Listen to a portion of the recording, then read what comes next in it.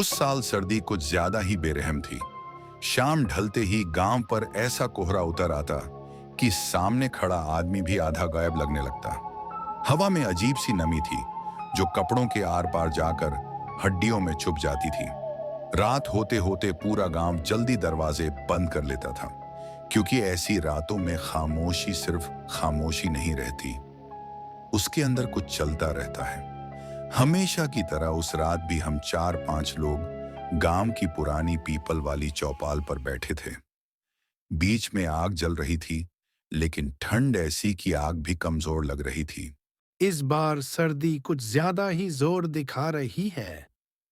सिर्फ सर्दी नहीं, कल रात तालाब वाले रास्ते से लौटते वक्त अजीब सा लगा, जैसे कोई पीछे पीछे चल रहा हो।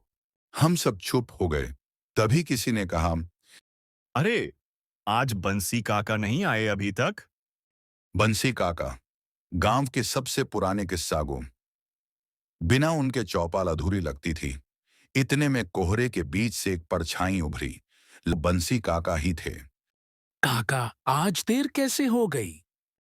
काका आग के पास बैठे हथेलियां सेंकी और बोले, आज जो बताने वाला हूं उसके लिए देर होना जरूरी था।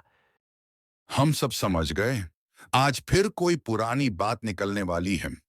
ये बात आज से करीब 30 साल पहले की है। काका की आवाज धीमी लेकिन साफ थी। तब मैं जवान था और अक्ल से ज्यादा जल्दबाज। उस रात मैं पास के कस्बे से लौट रहा था। सर्दी, ऊपर से हल्की फुहार। रास्ते में 2 ही विकल्प थे, एक लंबा लेकिन पक्का रास्ता और दूसरा टूटी सड़क के किनारे से जाता छोटा रास्ता। मैंने छोटा रास्ता चुना। मैं थोड़ी ही दूर चला था कि तभी पीछे से किसी ने आवाज दी, बेटा, जरा रुकना। मैं ठिठक गया। पीछे मुड़कर देखा तो एक औरत खड़ी थी। क्या बात है अम्मा? मैंने पूछा। बेटा, रात बहुत हो गई है, मुझे अकेले डर लग रहा है, बस थोड़ा आगे तक साथ चल दे। उसकी आवाज में कंपन था, लेकिन आंखें अजीब तरह से स्थिर।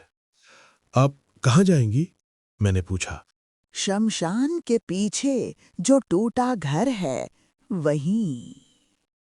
ये सुनकर मेरे अंदर कुछ चुभा। उस इलाके में तो सालों से कोई नहीं रहता था, लेकिन मैं कुछ बोला नहीं। हम साथ चलने लगे। अचानक उसने पूछा, बेटा, अगर कोई रास्ते में मदद मांगे तो तुम हमेशा मदद करते हो ना? मैंने सिर हिला दिया। मैंने धीरे से उसकी ओर देखा। उसका चेहरा बूढ़ा नहीं था। त्वचा जगह जगह से फटी हुई, आंखें गड्ढों में धसी और मुंह ऐसा जैसे कभी चीखते चीखते खुला रह गया हो। वो मुस्कुराई। चल बेटा, अब बहुत दूर नहीं है।